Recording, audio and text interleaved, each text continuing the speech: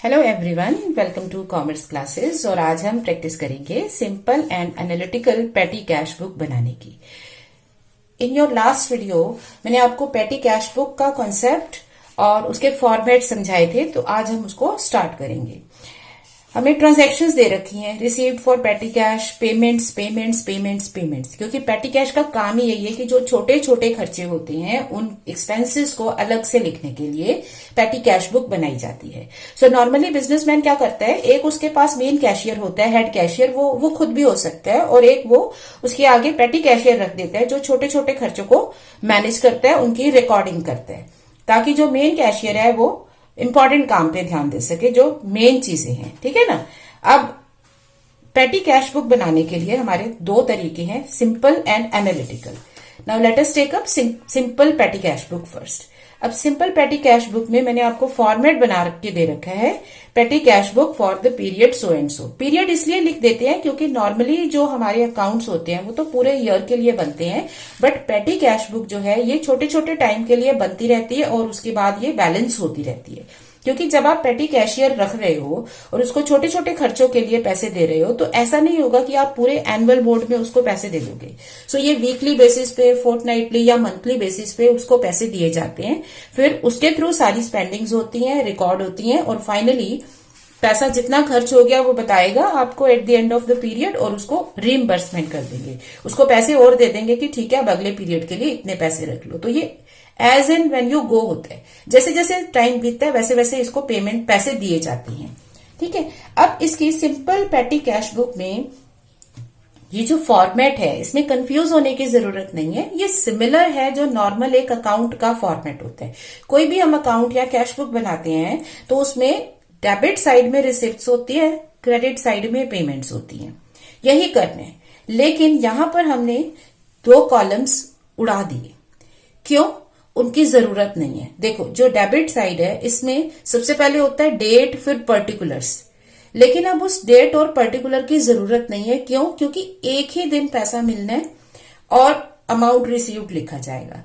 बाकी तो सब कुछ राइट साइड में होगा, पेमेंट्स होंगी बारी बारी से, सब राइट साइड में होना है। तो इसलिए half of the sheet, half of the account waste करने की जरूरत नहीं है। आप सिर्फ लेफ्ट साइड में बाकी के कॉलम बना लो, अमाउंट का कॉलम बनाओ, लेजर फॉलियो बनाओ। यहां पर कैश बुक फॉलियो भी बनता है क्योंकि ये पैसा हमें कैश बुक से मिल रहा है। यहां सेम है, डेट है, पर्टिकुलर्स और पेमेंट है, लेजर फॉलियो है, अमाउंट है, और साथ में है वाउचर नंबर। वाउचर नंबर यहां पर इसलिए इंपॉर्टेंट हो जाता है क्योंकि ये खर्चे देखने में तो छोटे छोटे होंगे, लाइक कन्वेंस चार्जेस दे दिए, स्टेशनरी खरीद ली, माइनर रिपेयर करा दी, गुड्स के लिए कार्टेज पे कर दी। ठीक है, कोई आपके पास कस्टमर या कोई सप्लायर आपके पास आया, आपने उसको चाय कॉफी पिला दी, ये छोटे छोटे खर्चे हैं। लेकिन जब आप टोटल करने बैठते हो ना तो ये बहुत सारे हो जाते हैं, और यहां पर मिसमैनेजमेंट या मिस अप्रोप्रिएशन का चांस हो सकता है। ठीक है। सो इसलिए वाउचर नंबर लिखना बहुत जरूरी है कि ये जो एक्सपेंडिचर है, ये जो अमाउंट हमने पे किया, ये कौन से वाउचर से है। क्योंकि ये छोटी छोटी चीजों के लिए कई बार वाउचर का याद भी नहीं रहेगा। आपने रिक्शा किया, आप कहीं बैंक गए, रिक्शा किया, आपने पेमेंट कर दी, अब वो आप लिखना भूल गए, बताना भूल गए, तो फिर बैलेंस कैसे होगा, आपके कैश का अमाउंट कैसे मैच करेगा। तो आपको उसका वाउचर बना लेना है। ठीक है ना। सो वाउचर बहुत इंपॉर्टेंट है। सो यहां पर कैश बुक इसलिए क्योंकि पैसा आना सिर्फ कैश बुक से। सो लेट अस सी, अब हम क्वेश्चन स्टार्ट करते हैं अपना। ठीक है। This is our question, prepare a simple cash book. अब देखो, एक डेट को ही आपको पैसा मिल रहा है, बाकी तो आप पेमेंट्स कर रहे हो। अब पेमेंट करते हुए एंड तक आप गए हो तो देखो सिर्फ ये एक वीक के लिए है ना। सो हम यहां पर लिख सकते हैं for the period from January 1 to 6, 2020। अब फर्स्ट डेट को क्या हुआ, 2020 जनवरी 1 को आपको पैसा मिला। ठीक है। सो आपके पास जब पैसा आया तो यहां पर क्या लिख देंगे, टू कैश अकाउंट, की पैसा आ गया 10,000। क्योंकि ये डेबिट वाला अमाउंट है तो ये टू के साथ लिखेंगे। बाकी सारी पेमेंट्स आप बाय के साथ ही लिखोगे। अब वही पेड मेट्रो फेयर। अब मेट्रो फेयर अगर आप पे कर रहे हो तो आपके पास क्या आएगा, कन्वेंस, इजंट इट। जब भी हम बस पे जाते हैं या हम जाते हैं रिक्शा करते हैं, ऑटो करते हैं कहीं भी जाने आने के लिए, तो वो सब कन्वेंस का पार्ट होते हैं, तो इसे कन्वेंस अकाउंट में लिखेंगे। और इसके अगेंस्ट जो स्टॉक को खरीदने बेचने का काम होता है और स्टॉक उसमें जो हम भेजते हैं कहीं, तो उसका जो ढुलाई का खर्चा है, माल भेजने का खर्चा है, उसको कार्टेज बोला जाता है। सो ये दोनों चीजें सेपरेट होती हैं, तो इनको जरा आप ध्यान से लिखिएगा। कन्वेंस और कार्टेज में फर्क होता है। ओके, मैंने यहाँ क्वेश्चन ऊपर ही लिख लिया ताकि हम आसानी से नोट कर सके। नेक्स्ट क्या है, पेड कार्टेज। अब कार्टेज पे कर दी, so by cartage account 2 January 250 rupees. Okay, next है paid for postage, by postage account 500। अब यहां पर मैंने क्या किया है, यहां कुछ कुछ जगह छोड़ के मैंने स्ट्रेट लाइंस लगा दी हैं ताकि कभी भी अमाउंट ऊपर नीचे ना लिखा जाए। ये नॉर्मल गलती है क्योंकि हमारे अकाउंट्स में बहुत सी ट्रांजैक्शंस होती हैं, एक के बाद एक लाइन में और अमाउंट लिखे होते हैं। तो कई बार स्टूडेंट्स क्या करते हैं, वो ऊपर नीचे ट्रांजैक्शंस लिख लेते हैं, हो जाता है। तो आप क्या करो, आप थोड़ी थोड़ी जगह पे लाइन से इसको मिला दो ताकि गलती ना हो, और वो भी तो पकड़ी जाएगी। नेक्स्ट क्या है, paid wages for casual labour. तो 4 जनवरी को आपने वेजेस पे की, तो बाय वेजेस अकाउंट कितना दे दिया आपने, 600 रुपीज। उसके बाद है आपका पेड फॉर स्टेशनरी। स्टेशनरी खरीद ली कब, सेम डेट को, ठीक है। So by stationery account 200 rupees. और इसके साथ साथ आपने क्या किया है, आपने CGST और SGST भी दिया है। जब भी हम कोई गुड्स और सर्विसेज के लिए पेमेंट करते हैं तो हमें इनपुट GST देना होता है, ठीक है। तो सेम डेट को हम ये भी पे कर देंगे, कितना, 6%, दोनों 6% है। नेक्स्ट है पेड बस फेयर। उससे पहले है पेड फॉर रिपेयर्स। जो ट्रांजैक्शन लिखते जाओ उसको टिक मार्क करते रहो। Paid for repairs, okay. So by repairs account कितना हो गया, 1500 रुपीज। पेड बस फेयर, तो जो बस फेयर है वो हमारा क्या है, कन्वेंस। सो कन्वेंस हो गई हमारी 100 रुपीज, ठीक है ना। नेक्स्ट क्या है, सारी पेमेंट्स में आनी है, ओके। बस फेयर हो गया। अब पेड कार्टेज, ये अब जब 100 है तो ये इसके नीचे की ट्रांजेक्शन 400 है ना। So by 5th same date, by cartage account 400 rupees. Paid conveyance charges, okay. So अब फिर से आप कन्वेंस दे रहे हो, पोस्टेज पे कर रहे हो, तो पहले पोस्टेज लिखेंगे इसी ऑर्डर में जो ऑर्डर हमें दिया है। So by postage account 700, then by conveyance account 500, paid cartage again, फिर से कार्टेज की पेमेंट कर दो। इसे लिखना बहुत आसान है और इसमें कंफ्यूज नहीं होना, सारी पेमेंट्स हैं। फिर स्टेशनरी खरीद लिया आपने, सो बाय स्टेशनरी अकाउंट 300, और साथ में आपने दिया है input CGST and input SGST, ठीक है। 6% मतलब 18। तो ये हो गई आपकी सिंपल पेटी कैश बुक की पोस्टिंग। ये हमने पोस्टिंग कर दी, एक जगह से पैसा आया था वो 2 करके लिख दिया, बाकी सब बाय है। तो अब आप समझ रहे हो ना, अगर आप इसे प्रॉपर अकाउंट की तरह से बनाओगे तो लेफ्ट साइड में कितना पेज वेस्ट जाएगा। तो यहाँ पे हम आराम से हर चीज लिख सकते हैं। फिर यहाँ वाउचर नंबर भी डालना है, कैश फॉलियो भी लिखना है, तो उसके लिए स्पेस बन जाती है आपकी बुक में, ओके। अब एंड में हमें क्या करना होता है, हम बैलेंस कर देते हैं। सो आप टोटल कर दो, यहाँ पर ये रफ में आप एक टोटल लिख सकते हो कि कितना मेरा अमाउंट पेमेंट हो गई, ठीक है।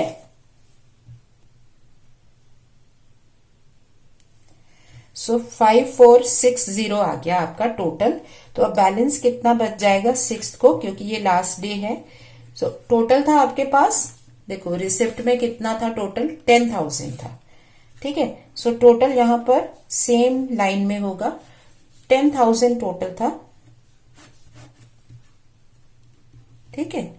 तो बैलेंस कितना बचेगा, जो डिफरेंस है इसका मतलब आपके पास 4,540 बैलेंस बच गया। अब जो बैलेंस बच जाता है उसको हम नेक्स्ट डे क्या कर देते हैं, टू बैलेंस ब्रॉट डाउन, क्योंकि बाय में कैरी डाउन है तो 2 में ब्रॉट डाउन आ जाएगा, और कितना आ जाएगा तो अब आपके पेटी कैशियर के पास ये नेक्स्ट वीक के लिए पैसा आ गया। अब क्या होगा, मेन कैशियर जो है वो उसको खर्चों के हिसाब से देखेगा। अगर उसको लगता है कि इतना सफिशिएंट है तो इतने से काम चलाएंगे, नहीं तो थोड़ी पैसे उसको और दे देंगे। तो वो पैसा रिसीव करेगा टू कैश अकाउंट और फिर सारी छोटी छोटी पेमेंट्स करेगा। तो ये इस तरह से चलता रहेगा। तो यहां पर हमें क्या करना होगा, जब हमने ये अकाउंट पेटी कैश बुक बनाई तो पैसा आने की और पेमेंट्स की जर्नल एंट्री भी होगी और इसकी लेजर पोस्टिंग भी होगी। ऑल्दो यू सी पेमेंट की जो पोस्टिंग है वो बहुत आसान है। पोस्टिंग हम हमेशा अक्रॉस करते हैं because every transaction has two effects. दो इफेक्ट है, इक्वल एंड ओपोजिट। ठीक है, एक ले रहा है तो दूसरा दे रहा है, कुछ आ रहा है तो साथ में कुछ जा रहा है। ठीक है ना, कुछ बढ़ रहा है तो कुछ और दूसरी जगह से कम भी हो सकता है। सो यहां पर हमने क्या किया, अब ये जो डेबिट की है इसकी पोस्टिंग क्रेडिट में और जो क्रेडिट है इसकी पोस्टिंग डेबिट में होगी। सो ये हम सीखेंगे आगे। अब हम दूसरा इसका फॉर्मेट समझ लेते हैं। दूसरा हमारा फॉर्मेट है एनालिटिकल पेटी कैश बुक का। अब क्या करना होगा, जब एनालिटिकल पेटी कैश बुक होती है उसमें हमें सारे एक्सपेंसेस एनालाइज करने होते हैं। भाई कन्वेंस कितना खर्चा हो गया, कार्टेज पे कितना खर्चा हो गया। अब मान लो आपको कन्वेंस पे बहुत खर्चा हो रहा है, मेट्रो बस फेयर वगैरह सब पे ज्यादा लग रहा है, तो आप ये सोच सकते हो ना कि रादर देन इतना खर्चा करने के क्यों ना मैं इस पर्सन को, जिस पर्सन को आने जाने का काम दे रखा है, एक स्कूटर खरीद लूं। ठीक है, इनिशियली आपका फिक्स्ड कॉस्ट बहुत होगी, लेकिन आपके ये सारे खर्चे बचेंगे, फिर सिर्फ पेट्रोल का खर्चा पड़ेगा। सिमिलरली अगर आपका यहाँ पर एंटरटेनमेंट, टी कॉफी पे बहुत खर्चा हो रहा है, आप सोच सकते हो कि नहीं छोड़ो इसको, मैं यहाँ पर एक एम्प्लॉयज के लिए टी क्लब बना देता हूँ, एक ही बार सामान भरेंगे और सब चाय पियेंगे अपना टाइम पे। ठीक है ना। सो इस तरह से हम एनालाइज कर सकते हैं, कॉस्ट को कंट्रोल कर सकते हैं। ये बिजनेस में बहुत जरूरी होती है। सो जब नॉर्मली बिजनेस वाला पेटी कैश बुक बनाता है ना, तो वो ये सिंपल नहीं बनाता, वो बनाता है analytical petty cash book. So अब let us study analytical petty cash book की वो किस तरह से हमारी वर्क करेगी। अब उसमें कॉलम कैसे बनेंगे। अब क्या होगा कि हमें, क्योंकि पेमेंट्स में बहुत सारे कॉलम और डालने हैं, डिफरेंट चीजों के कॉलम डालने हैं, तो हम क्या करेंगे, यहां से कुछ कॉलम और उड़ाएंगे।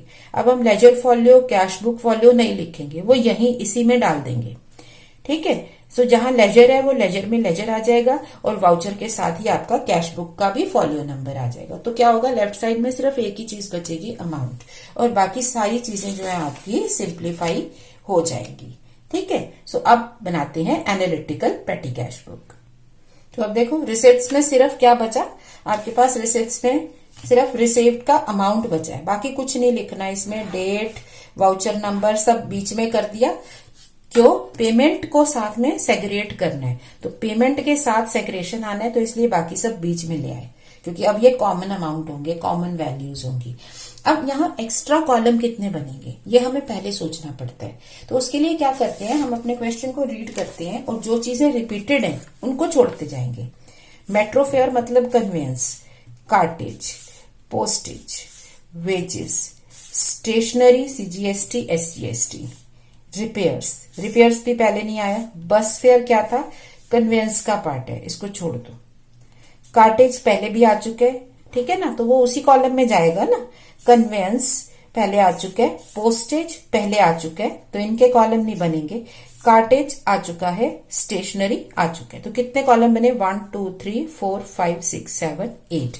तो इसका मतलब हमें 8 कॉलम्स और बनाने हैं। तो अब ये 8 कॉलम्स यहाँ पर कैसे बनाएंगे, थोड़ा सा हमें स्पेस का ध्यान रखना होगा। सो अब क्या करेंगे, जितनी हमारे पास स्पेस है, यहाँ पर जितनी स्पेस है, ठीक है ना, उसको आप 8 कॉलम्स में सेग्रेट कर लो। तो 8 में तो बहुत आसान हो जाता है ना, 8 का 4 और 4 का हाफ हो गया 2। तो आपने पहले 2 पार्ट्स कर दिए, वो 4 हो गए। उसके बाद हर एक के अंदर फिर से 2 पार्ट्स किए, तो 4 कॉलम बन जाएंगे और फिर उनको आगे स्प्लिट करते जाएंगे। अब इनमें नाम क्या लिखेंगे जो हमने एनालाइज किया था, कन्वेंस, कार्टेज, पोस्टेज। इसमें कोई ऑर्डर नहीं है, जो पढ़ रहे हो वही लिख रहे हो, तो इसको लर्न नहीं करना है। ये तो हर क्वेश्चन में अलग होगा, किसी क्वेश्चन में टी कॉफी का होगा, ठीक है ना, किसी में रिपेयर्स का होगा, किसी में कोई और एक्सपेंडिचर होगा। ओके, सो अलग अलग लिखेंगे। इनपुट सीजीएसटी, इनपुट SGST, ये सारे आ गए। ठीक है, अब आप पोस्टिंग करना सीखो। वही पोस्टिंग है जो पहले की थी, अब बस क्या है, अमाउंट 2 बार लिखे जाएंगे क्योंकि हमें हर एक का कॉलम मेंटेन करना है। सो रिसीव्ड फॉर पेटी कैश, पैसा मिला पेटी कैश के लिए, सो टू कैश अकाउंट। तो नॉर्मली ये कैश में ही मिलते हैं। ठीक है, डेट डाल दो 2020 जनवरी 1, अमाउंट मिल गया 10,000। ओके, डेट डाल दी, अमाउंट लिख दिया। वाउचर नंबर हम प्रैक्टिकली नहीं लिख पा रहे हैं क्योंकि ये तो एक क्वेश्चन है ना, रियल सिनेरियो तो है नहीं। नेक्स्ट क्या है, पेड मेट्रो फेयर। अब मेट्रो फेयर अगर आप पे कर रहे हो तो बाय से सारी ट्रांजेक्शन्स आएंगी। सो बाय कन्वेंस अकाउंट, कितना पे किया, टोटल पेमेंट 50 है और किस में जाएगी, कन्वेंस के हेडिंग में। यहां पर भी हम क्या कर सकते हैं, एक अलग कलर का पेन अपने पास रख सकते हैं ताकि हमें ये याद रहे कि हर अमाउंट दूसरी साइड पोस्ट हुआ है। ठीक है, रेड कलर, ग्रीन कलर, कोई भी मार्क कर लो, ये आपकी अंडरस्टैंडिंग है। अब हम नेक्स्ट ट्रांजैक्शन लेते हैं, तो मैं यहां ऊपर रख रही हूं, कन्वेंस हो गया आपका। नेक्स्ट क्या है, पेड कार्टेज, कार्टेज पे कर रहे हो, सो बाय कार्टेज अकाउंट, कितना 250, टोटल पेमेंट में लिखो, फिर उसके कॉलम में डाल दो। नेक्स्ट है paid for postage, so by postage account, कितना 500, तो पोस्टेज के कॉलम में डाल दिया। नेक्स्ट है पेड वेजेस, सो बाय वेजेस अकाउंट, 600 अमाउंट है और 600 डाल दिया वेजेस में। नेक्स्ट क्या है, paid for stationery, so by stationery account, कितना आ गया 200 स्टेशनरी में, और by input CGST account and input SGST account. ठीक है ना, कितना था आपका, इसका अमाउंट था 6% ईच, सो 12 एंड 12। तो इसे यहां इनपुट CGST SGST में डाल देंगे। नेक्स्ट क्या है, paid for repairs of chairs 1500, so by repairs account, repairs में यहां लिखो 1500 और रिपेयर्स में भी लिखो 1500। ओके, अब नेक्स्ट क्या है आपका, पेड बस फेयर 100 रुपीज। अब बस फेयर क्या होता है हमारा, कन्वेंस 100 रुपीज है, सो उसको कन्वेंस के कॉलम में भी डाल दो। नेक्स्ट है आपका paid cartridge 400, so by cartage account 400 और कार्टेज के कॉलम में डाल दिया। ठीक है ना। नेक्स्ट है पेड फॉर पोस्टेज 700, तो ये मैंने क्रॉस जब वहां पे बनाए थे वो इसलिए बनाए थे कि हमें इसके कॉलम की जरूरत नहीं है, ये तो रिपीट हो रहे हैं ना, यहीं आएंगे, ये नहीं है कि अमाउंट ही नहीं लिख रहे। कन्वेंस 500, ठीक है, so conveyance account 500 and put it in conveyance column. Paid cartage 300, फिर कार्टेज पे कर दी, सो बाय कार्टेज अकाउंट 300 और कार्टेज है हमारी यहां पर। ठीक है, तो जिसमें जा रहे हैं उसके कॉलम में अमाउंट जरूर डालना है। अब लास्ट में क्या है, पेड फॉर स्टेशनरी। अब फिर से आपने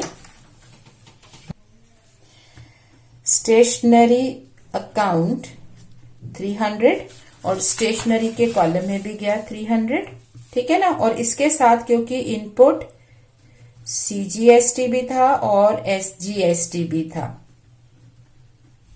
तो वो भी आ गए 6%, 18। ठीक है, ये भी डाल दिया। अब क्या होगा, फाइनली बैलेंस करना है, तो टोटल करेंगे और बैलेंस करेंगे। ये आपका सेम प्रोसीजर है, इसमें कोई दिक्कत नहीं है। बस ये है कि जो बैलेंसिंग है वो तो फाइनल अमाउंट की होनी है ना, सो एक्सपेंसेस का सिर्फ टोटल किया जाएगा, इसको बैलेंस नहीं करेंगे, ये यहीं पे क्लोज हो जाएगा। सो अब आप यहां पर इसका अमाउंट टोटल करोगे, सो ये आ गया 5460, ठीक है, टोटल हो गया। सो अब बैलेंस कितना बचेगा, बाय बैलेंस कैरी डाउन, क्योंकि हमारे पास इस तरफ टोटल रिसिप्ट थी 10,000 की, तो यहां पर आपके पास अब बचेगा 4540 रुपीज, ये बैलेंस आ गया। सो नेक्स्ट पीरियड में इतना आपके पास बैलेंस ब्रॉट डाउन है। यहां मैंने डेट्स नहीं डाली है, बट आपको डेट्स साथ साथ लिख लेनी चाहिए।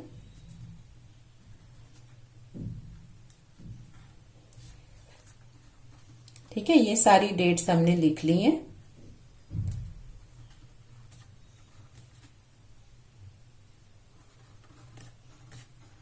ठीक है, तो ये आपके पास बैलेंस बच गया। अब नेक्स्ट टाइम फिर से मेन कैशियर बता देगा कि उसको और पैसा चाहिए तो वो उसको और दे देगा, फिर यही प्रोसीजर रिपीट होता रहेगा। अब यहाँ पे क्रॉस चेकिंग है, आपने पेमेंट का टोटल किया, आप यहाँ भी टोटल कर सकते हो।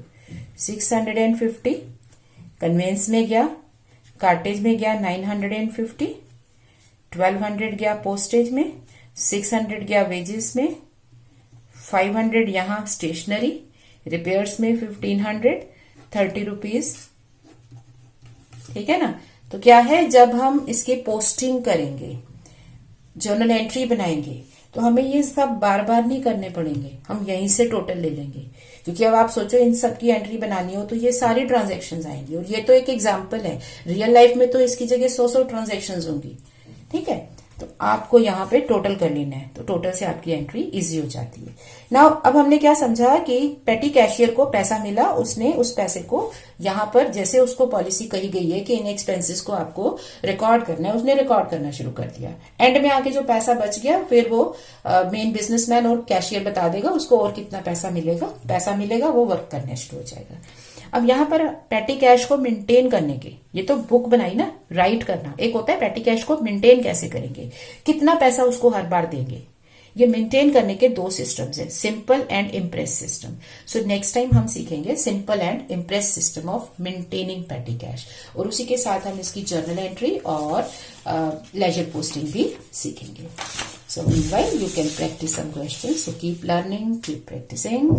Thank you.